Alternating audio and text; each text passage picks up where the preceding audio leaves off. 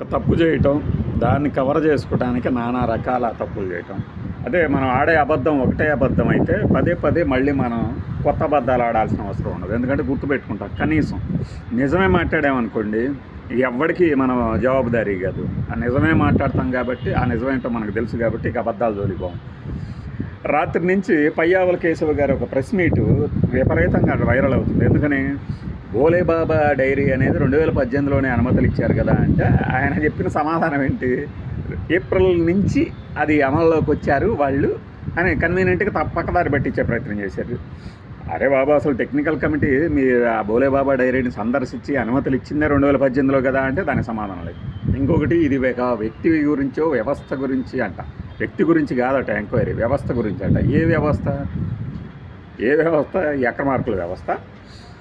ఇంకా అప్పట్లో బ్రిటిషర్లు కూడా తిరుమల శ్రీవారి వ్యవస్థలో ఏళ్ళు పెట్టలేదట. బ్రిటిషర్లకు ఏం పని, అంత పెద్ద కొండెక్కి అక్కడ ఏం జరుగుతుంది అని చెప్పి ఏళ్ళు పెట్టడానికి, కాళ్ళు పెట్టడానికి. అక్కడ బ్రిటిషర్లతో పోరాడే ఘనత మన తెలుగుదేశం పార్టీదని చెప్పి ఒకసారి చెప్పాను. ఇంకా నిజాం పాలకుడు కూడా అంట. అదే మనం నిజాం పాలన కింద ఉన్నాము. మనం నిజాం పాలన కింద తిరుమల ఉన్నదా? సరే, ఉందనుకున్నాము. ఆయన కూడా ఏళ్ళు పెట్టలేదంటే సేమ్ సమాధానం. మనం అసలు మనం అడిగేదేంటి, చెప్పేదేంటి? కరెక్ట్గా ఇవే ట్రోల్ చేస్తున్నాను అనమాట. ఆయన అడుగుతుందేంటి, నువ్వు చెప్తున్నదేంటి అని. మీడియాని అడ్డం పెట్టుకొని ఇలా నన్ను బుక్ చేయాలని, రాజకీయం చేయాలని ట్రై చేయకూడదని ఒకే ఒక్కడు సినిమాలో మన ఐకానిక్ సీన్లు ఉంటాయి. అర్జును, రఘువరని ఆధారాలు ఎందుకు లేవు సార్ అని మనమే చెప్తున్నాం కదా. ఎన్డీడీబీ రిపోర్టు 6 పేజీలది స్క్రిప్ట్లో ఉంది, చూడండి కావాలంటే. అప్లోడ్ చేశారు చాలా రోజుల క్రితం చాలామంది. ఆ స్క్రిప్ట్ డాక్యుమెంట్ కనుక మీరు అంటే మీకు అఫీషియల్గా దగ్గరలో లేకపోతే మీరు ఏదన్నా అప్లోడ్ చేస్తే స్క్రిప్ట్లో లాగిన్ అయ్యి ఆ డౌన్లోడ్ కూడా చేసుకోవచ్చు. అందులో 2014-19 మధ్యలోనే ఏ డైరీ ఎప్పుడెప్పుడు సరఫరా చేసింది, ఎన్ని లీటర్లు సరఫరా చేసింది కూడా ఉంది రిపోర్ట్లో. ఎలా తప్పించుకుంటాడైనా? అదే మా హయాంలో జరగలేదు. అదే ఇంకా మనం చేసిన తప్పుల్ని కవర్ చేయాలంటేనే మనకి ఇబ్బందిగా ఉంటుంది. అట్లాంటిది ఎవరో చేసిన తప్పులకి మనం వచ్చేసేసి అడ్డం పడాలి, దానికి ఏదో కవర్ చేయాలి అంటే ఇలాంటి చిక్కులే ఎదురైతాయి. నాదెండ్ల మనోహర్ గారు కూడా ఏదో మాట్లాడు, అది అసలు కల్తీనయ్యి అసలు 60 లక్షల లీటర్లు. అవస్థలు అన్నమాట, అవస్థలు. వ్యవస్థల్లోని లోపాలని కప్పిపుచ్చేందుకు అవస్థలు. ఏ వ్యవస్థ? మనం ఏర్పాటు చేసిన వ్యవస్థ. ఇంకా అసలు ఇంకొకటి, ఎన్డీడీబీ రిపోర్టు అనేది ఆ రోజు జగన్మోహన్ రెడ్డి గారు చదివి వినిపించారు, గుర్తుందా? ఇది అసలు కోర్టు దర్యాప్తుకు ఆదేశించిన కోర్టు చెప్తే మాత్రమే ఈ రిపోర్టు అక్కడ ప్రవేశపెట్టాలి, కానీ బయట ఎక్కడ మీడియాకి బహిర్గతం చేయాల్సిన ఇది కూడా లేదు. ది శాంపిల్ డస్ నాట్ అనే లైన్తో బిగిన్ అవుద్ది. ఆ నిబంధనలు చదువుకోండి. ఇదొక సాక్ష్యంగాను, నిదర్శనంగాను, ఆధారంగాను పనికిరాదు అనే ఎన్డీడీబీనే ఇచ్చుకుంది రిపోర్ట్. కింద ఉంటుంది, చదవండి. అట్లాంటి దాన్ని పట్టుకొని మనం 3 రోజుల నుంచి చెప్తున్నాం కదా. కరెక్ట్గా ఏంటంటే నేనేమి సొంతంగా చెప్పలేదు, ఎన్డీడీబీ రిపోర్ట్ ఇచ్చిన దాన్ని మేము చెప్పాము అని జనంలకు బలంగా తీసుకెళ్ళాలనుకుంటున్నారు ఈసారి. అంతే, అంతకుమించి ఏమి లేదు. ఈ తర్వాత జరిగే పరిణామాలు వేరు.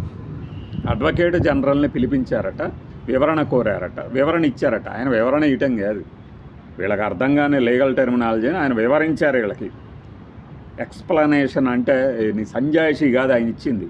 ఆయన వీళ్ళకి అర్థంగానే అర్థమయ్యేటట్టు చెప్పారు. చెప్పిన తర్వాత మళ్ళీ దాని మీద మేము అలా వెళ్తాం, ఇలా వెళ్తాం, మీరు ఎలా వెళ్ళినా సరే కోర్టు కాగ్నిజెన్స్లోకి తీసుకున్న తర్వాత ఛార్జ్ షీట్ ఏంటో తెలుస్తుంది. అంటే మరి ముందే ఎందుకు ఇంత ఆత్రం? ఎందుకు అంటే మనకు వ్యతిరేకంగా ప్రచారం బిగిన్ అయిపోయింది కాబట్టి. అందులో ఉన్నది కదా, 35వ పేజీలోనో 11వ పేజీలోనో ఉందట ఛార్జ్ షీట్లో. ఏమని ఉంది? బయట పెట్టండి ఛార్జ్ షీట్ని కూడా. జనంలో చర్చ జరగాలంటే ముందు అఫీషియల్ డాక్యుమెంట్లని అఫీషియల్గా కోర్టుకి ఏమి ఇచ్చారో అది ముందు అందరికీ జైలేయాలి. అటు వైఎస్ఆర్సీపీ చెప్పినా, ఇటు టీడీపీ చెప్పినా, జనసేన చెప్పినా, బీజేపీ చెప్పినా, కాంగ్రెస్ చెప్పినా కూడా అది అఫీషియల్గా జనం ముందు పెట్టామనుకోండి. అప్పట్లో ఎన్డీడీబీది ఎవరు పెట్టారో తెలియదు, కానీ మరి అందరికీ అర్థమైపోద్దిగా. దీని మీద ఇన్ని శషభిషలు ఎందుకు? ఎవరు ఏ వాదన తీసుకోవాలో అర్థం కాని తరుణంలో ఆ కూటమిలో వాళ్ళలో వాళ్ళే కొట్టుకుంటున్నారు. దానికి సంబంధించి రాత్రి డిబేట్ చూసిన వాళ్ళకి ఆశ్చర్యపోయి ఉంటారు, ఇదేంద్రబాబు ఇలా జరిగిందని. మొత్తానికైతే ఇది అన్నమాట జరుగుతుంది. పయ్యావల కేశవ్ గారు అసలు 3 మెన్ కమిటీ ఏంది? 3 మెన్లు, 4 మెన్లు, 5 మెన్లు, ఎన్ని మెన్లు వెళ్ళినా కూడా ఏం తెలుసుకున్నాం మనం? మనవాళ్ళు చాలామంది వీళ్ళు అనుకున్నది కలిపేదాకా వదిలేటట్లేరుగా అని. సో ఇంకొక పేపర్లో చూశాను నేను, పూర్తిగా చూడాల,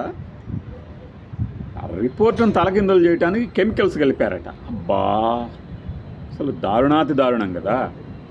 మీరు బయటపడింది అన్నప్పుడే కూటమి ప్రభుత్వం అధికారంలో ఉంది. దాని తర్వాత కూడా ఎవరున్నారు శాంపిల్స్ పంపించేటప్పుడు? ఇంత అన్యాయంగా మాట్లాడితే ఎలా? మీరు తీసిన శాంపిల్స్ ఏమో మీ హయాంలో, తీయాల్సిన శాంపిల్స్ ఏమో 14 నుంచి 19, 19 నుంచి 24 దాకా లెక్క. అయితే వద్దు, 19 నుంచి 24 దాకే తీసాము, 19 నుంచి 24 మధ్యన అక్రమాలు జరిగినాయి అని చెబుతూ శాంపిల్స్ తీసేవి మాత్రం తమ హయాంలో బిగినాయి. ఇది వాదన కాదు, నిజం కదా జరిగింది. 19 నుంచి 24 మధ్య శాంపిల్స్ తీశారా? ఎక్కడున్నాయి అవి? పోనీ రిజెక్ట్ చేసినటువంటి శాంపిల్స్ ఉంటే కనీసం వాటినైనా టెస్ట్ చేయొచ్చు. కానీ ఏళ్ల తరబడి శాంపిల్స్ అలా ఉంటే ఆల్టరేషన్కి అవకాశం ఉంటుంది కదా అందులో కూడా. ఇది మౌలికమైన ప్రశ్న, ఇంకా ఎవరు అడగలేదు, అడుగుతారు. చూడండి కావాలంటే.